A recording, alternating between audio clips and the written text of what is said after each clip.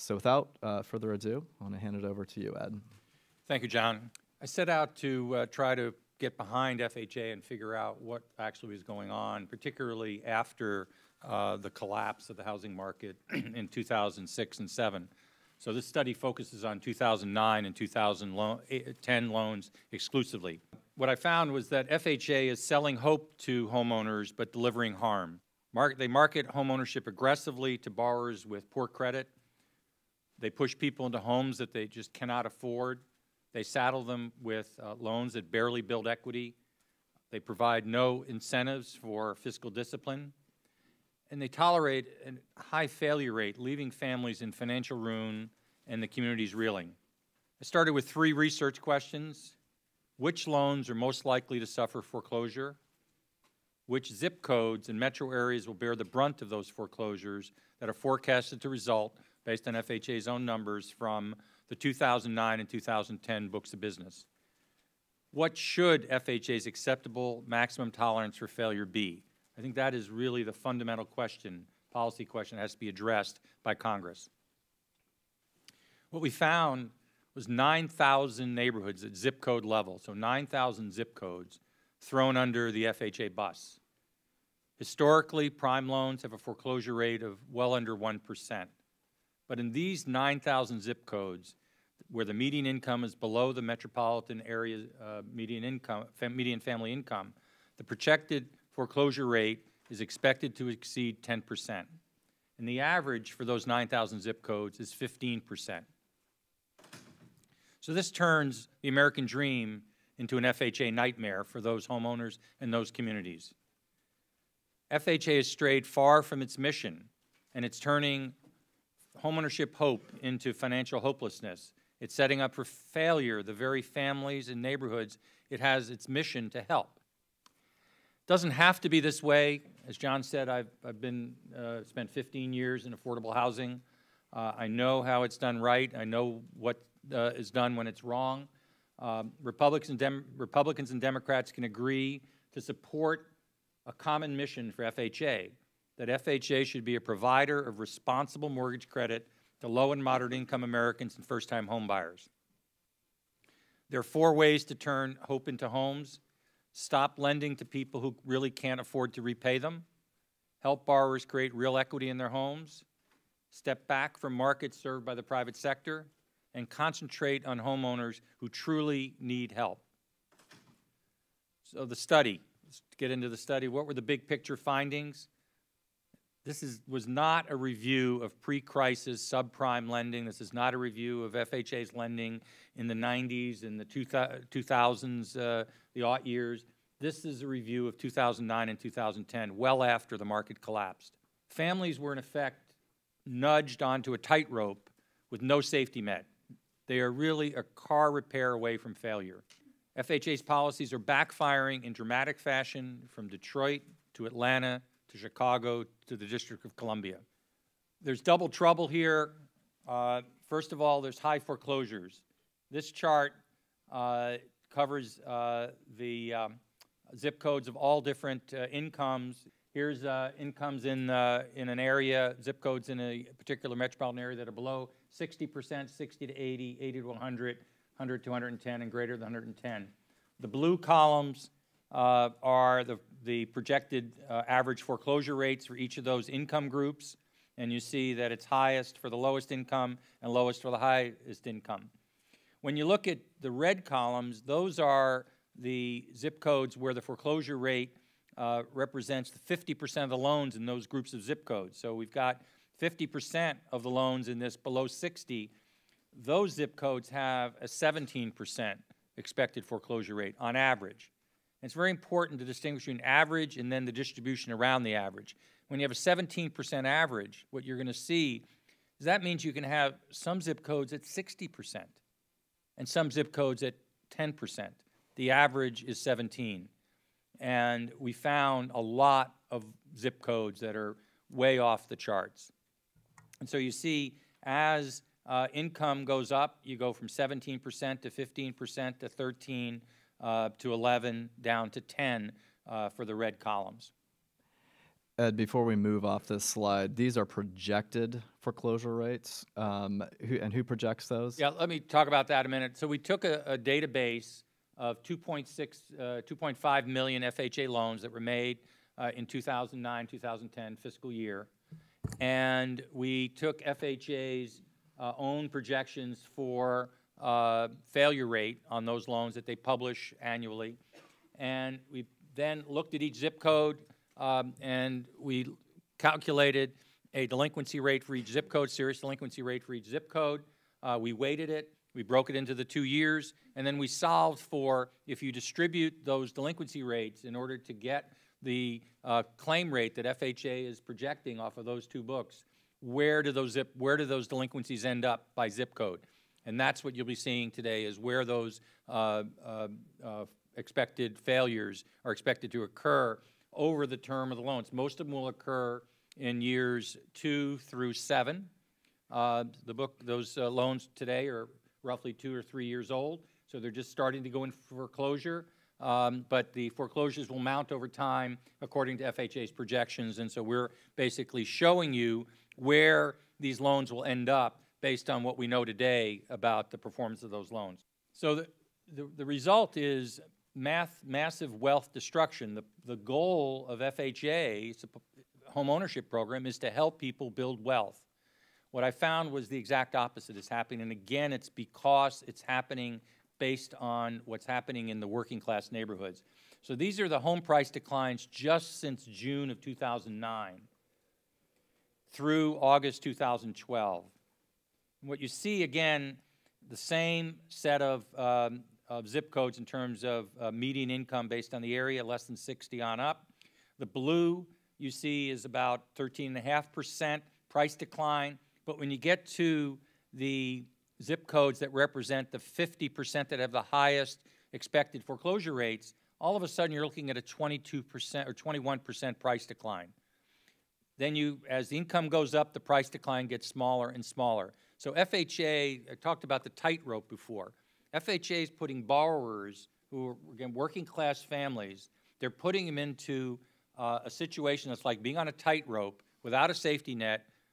Anything that goes wrong, they go into default and potentially eventually go into foreclosure. And FHA's policies are to really load all of those loans into specific neighborhoods.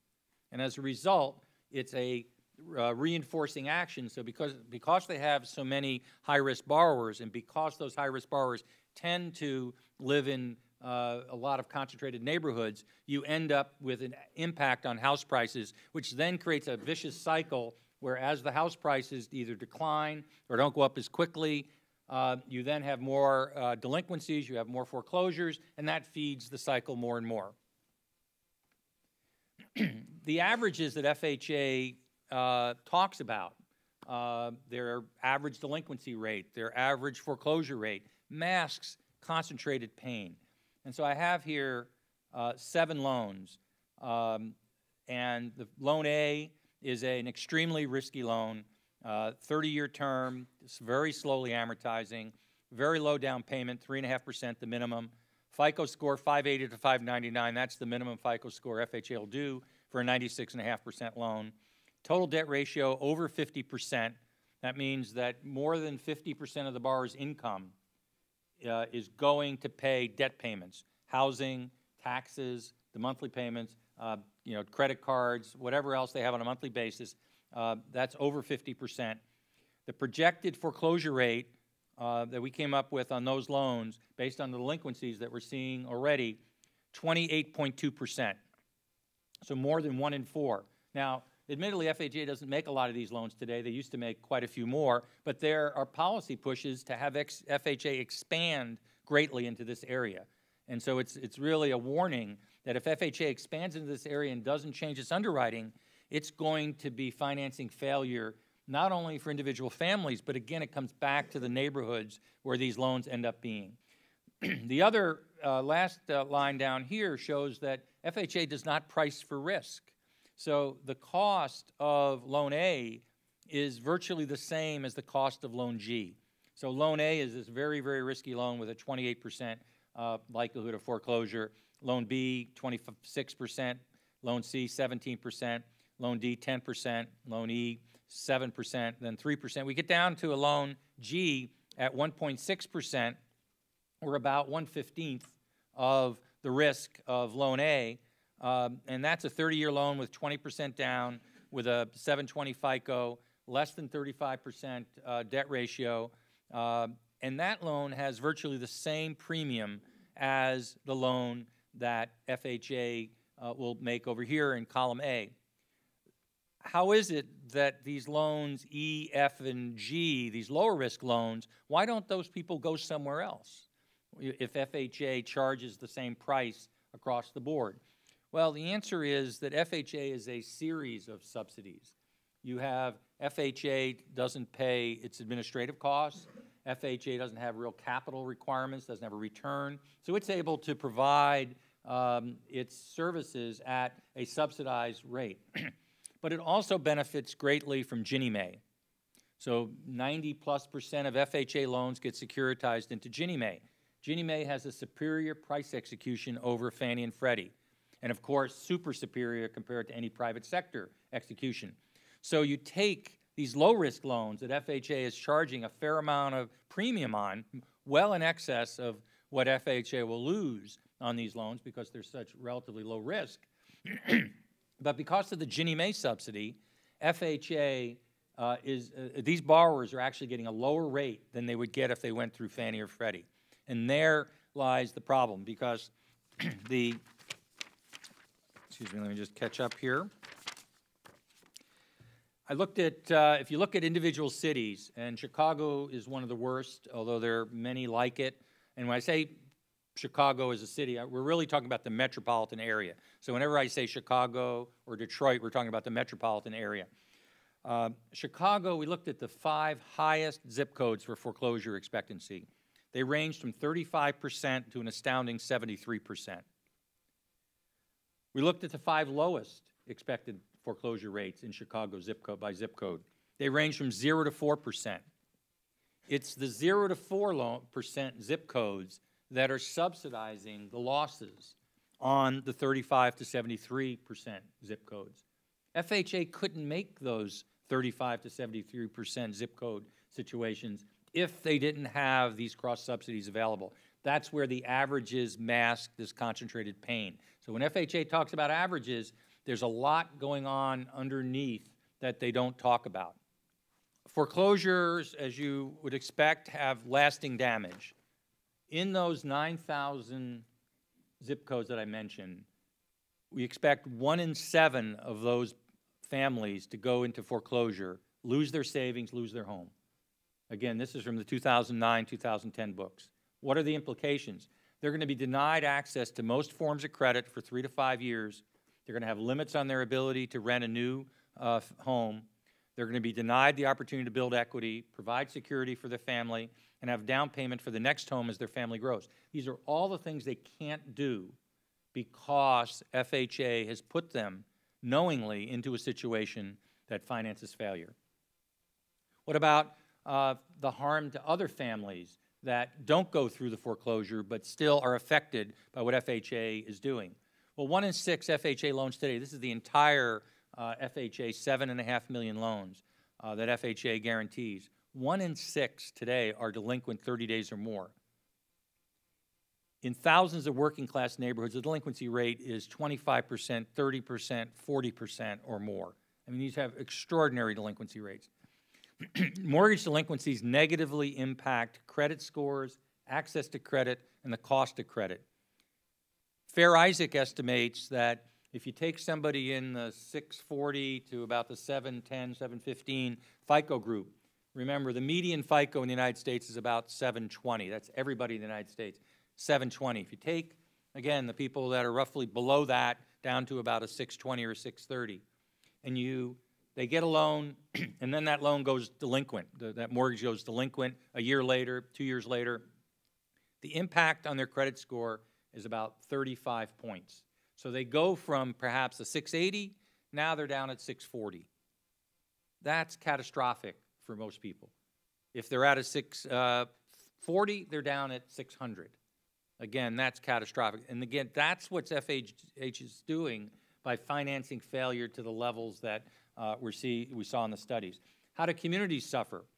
Well, the most obvious, reduction in property values. Lots of studies have been done, and we'll show an example of that later of what happens in a neighborhood when you have foreclosures. Blight, higher levels of crime also have been documented.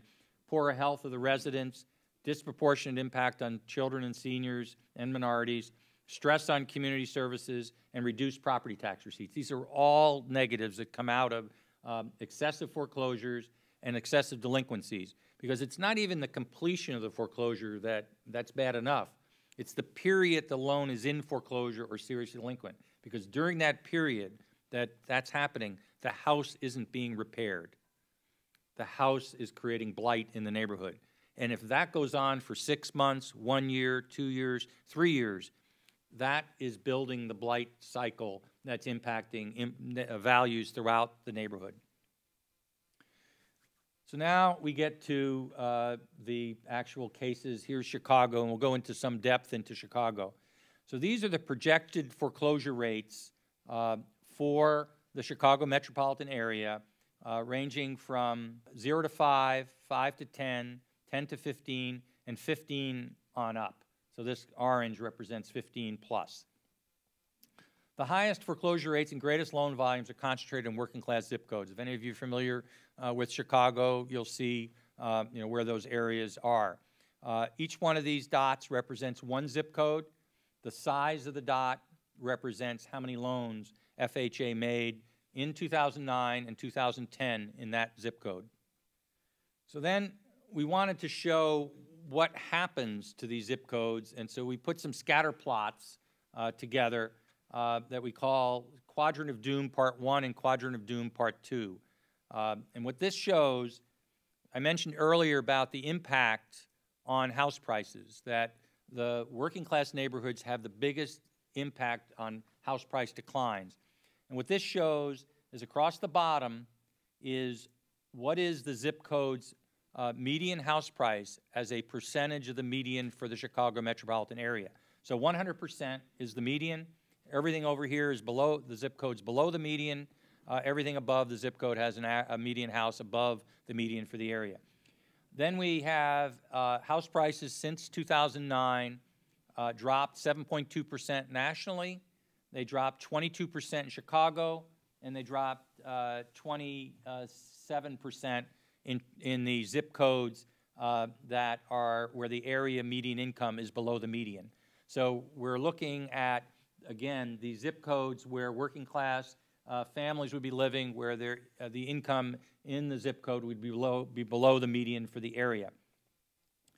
What you see with the scatter plot is the projected foreclosure rate as on the map is using the same coding is shown here. The orange, the highest expected foreclosure rates, and the loan count, again, is the size of the dot.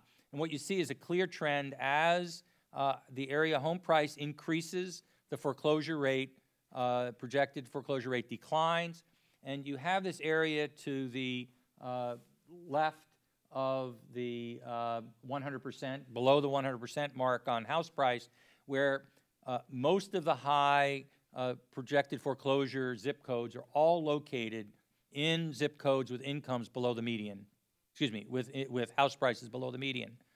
So you have a definite bifurcation of what's happening with FHA. And again, it's these loans here that FHA uses to subsidize the failures here, and these horrendous levels of failures. The y-axis, again, is the 100% of the median house price, but here the x-axis is 100% of median income. So if you were to think of FHA's mission as being to serve working class families in working class neighborhoods, then that's this group here of zip codes. And what you see is what we call, again, the quadrant of doom.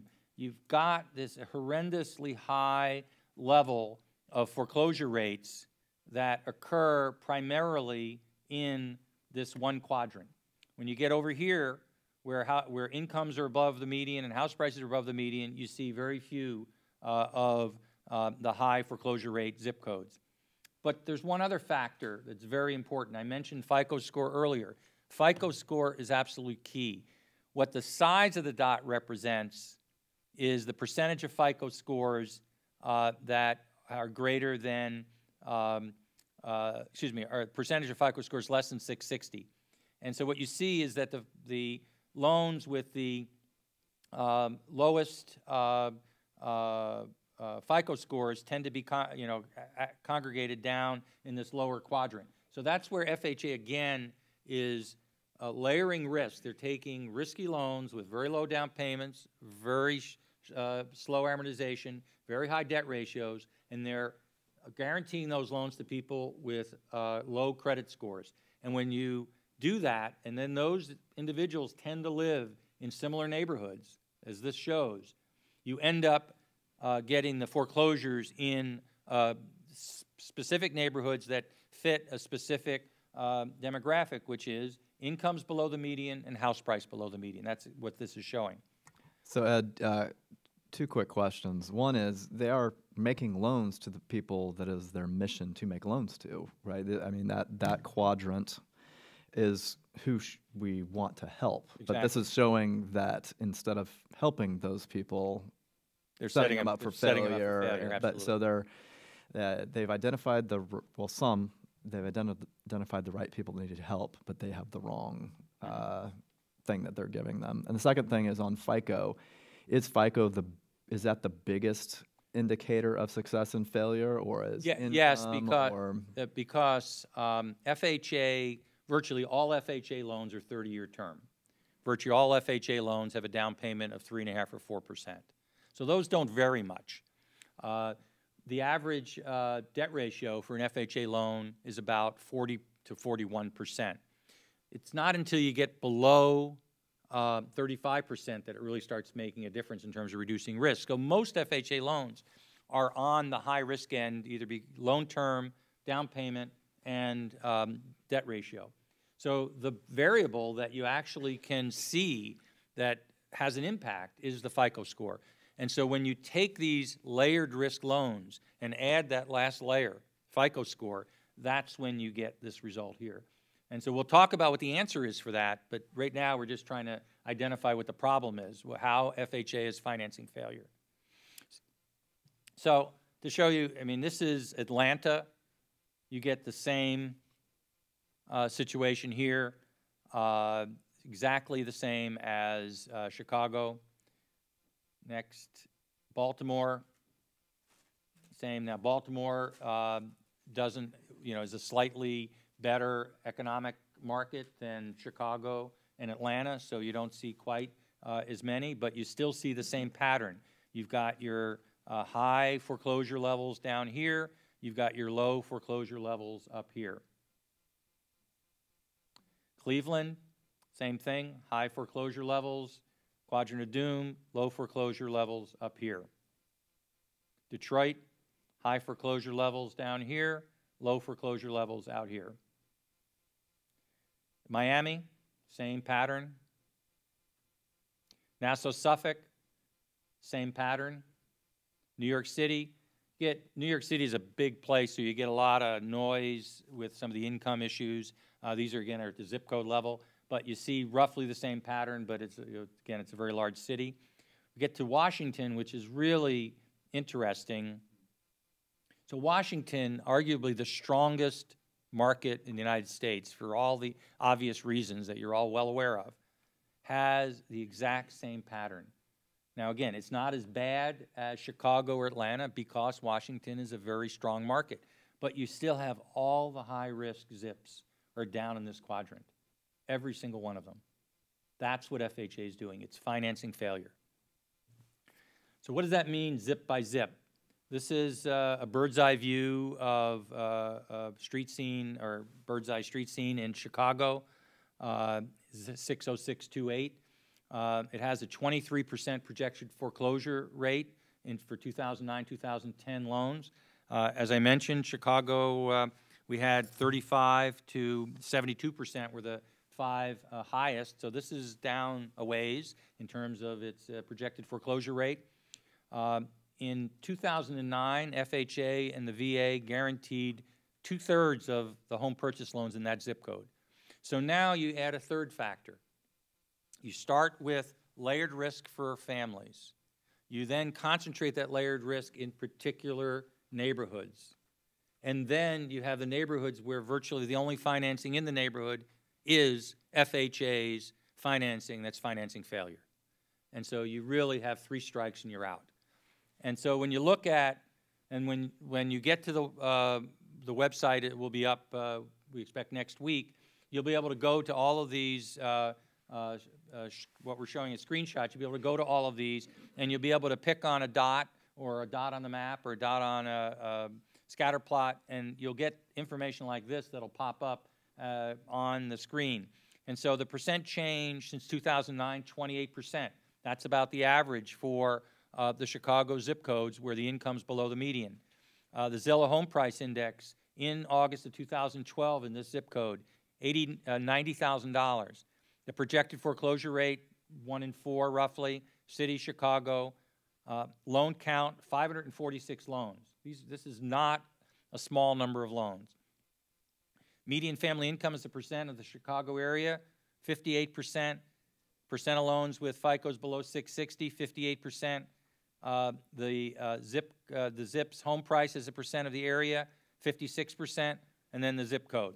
So again, these are the indicia that tell you that the chance of success in these zip codes is not going to be that great given the risks that FHA is knowingly putting these borrowers into. They are putting them in harm's way. So just imagine that 1 in 4 of the houses you see here, here's 4 houses here, 1 of them is in foreclosure. That's going to have a ripple effect on the entire neighborhood. FHA is doing that, continues to do that today. And in fact, their goal is to expand their lending down into lower FICO scores. And if they do that, following their current underwriting policies, it will just be financing more failure. So what's the solution? Well, you have to start with needy families, the ones that need assistance. They need FHA's full attention. Right now, FHA is, I think, distracted to some extent by its efforts to finance high-cost homes. It's not really focusing on its mission, which is to help working-class families living in working-class communities buy a home and build wealth in that neighborhood. So it needs to step back from markets that can be better served by the private sector. I don't have the chart here, but when you have the private sector financing low down payment loans with people with higher FICO scores, the default rates are markedly lower than what FHA does. FHA just does risky business.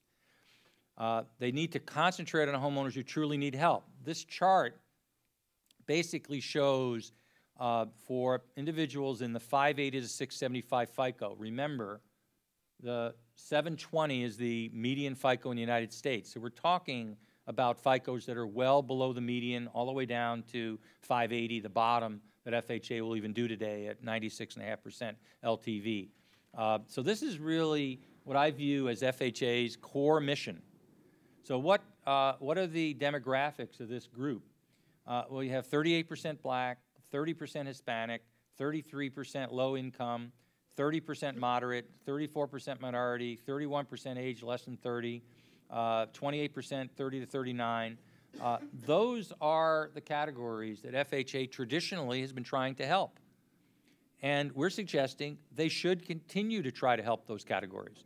But they can't help them the way they've been doing it, because the way they've been doing it is just financing failure. So how to accomplish return to the traditional mission by focusing on the group that is their mission, the previous page, and then stop knowingly lending to people who could not afford to repay their loans. Help homeowners establish meaningful equity in their homes. So they have to balance down payment, loan term, FICO score, and debt to income to achieve meaningful equity. So today, this yellow band, FHA will make this loan, today, very low down payment. Here the down payment includes the upfront premium that gets financed. They'll make this loan today. They'll charge these rates. What we're suggesting is that they have a balanced approach where the maximum FICO score might be 675. This group, 675 down to 660, has a 95.5% maximum loan to value, 30% term, maximum debt to income 50%. The equity that you get after 4 years is 10% through the down payment and the amortization. And we're suggesting a premium. This could be supported with this premium. You get to the 620 to 659, that's where the risk starts going up tremendously. And so we basically suggest that you bifurcate this and you say, well, you get a choice as a family, because we want to help you succeed. Your choice is a low down payment, 4.5%, or a 30-year term. You don't get both. If you take the low down payment, you need a 20-year term. If you have the 10% down payment, you get the 30-year term. The reason is you then accumulate more equity over the first 4 years, about the same either way, and it's more than over here and a lot more than up here. But this is important because it starts building a cushion for the borrower in case something happens. And it's really helping them not finance failure, but financing success. When you're down here in the 580 to 621, those loans are very difficult to do. You saw what the numbers were earlier in terms of the projected foreclosure rate under FHA's current policies. So you have to lower the down payment, raise the down payment, lower the LTV further. You have to shorten the term and then actually reduce the maximum debt to income so that you get a substantial amount of equity during the first 4 years. So then the borrowers that are successful are on a road to success. The borrowers who aren't at least have a potential way out. And so you're providing a safety net rather than making them walk the plank. So that's the solution that basically allows FHA to both return to its traditional mission and start providing a success for its families that it's trying to help and the communities that those families live in.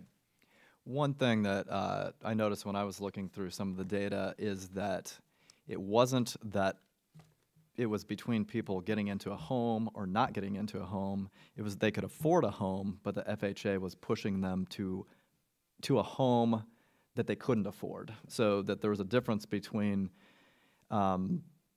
whether they can get into a home or not and what type of home or how big the home was. That's a very good point. And when the website is released, we have a number of scatter plots that show affordability, prices of homes. And what we found was that homes that were affordable were, again, the ones that these families were buying. But because FHA was putting them into this risky lending without a safety net, the foreclosure rates are very high. So people were buying $30,000 homes, $40,000 homes, $50,000 homes, and they were still failing. And so the problem is FHA is financing failure. It is enabling a process to go on that concentrates this risk into very particular neighborhoods. As I said, we found 9,000 of them. And so very particular, all across the country. And I think the whole study had 28,000 zip codes. So 9,000, that's about a third of all the zip codes ended up having this problem. All right, now for the conclusion. The conclusion, replace irresponsible with responsible lending, return to its low moderate income mission, the working class, families and communities, reduce the crowding out of the private sector from the prime loan market by focusing on FICO scores. The prime loan market is greater than 675, so focusing on ones below, utilizing private capital to help revive that market segment. You can actually, by focusing FHA on the 675 and below, you can focus the private sector on the 675 and above. You can expand lending in both places potentially by doing that. It has to be done over time, but you can actually accomplish both if you have FHA actually do well what it's supposed to be doing.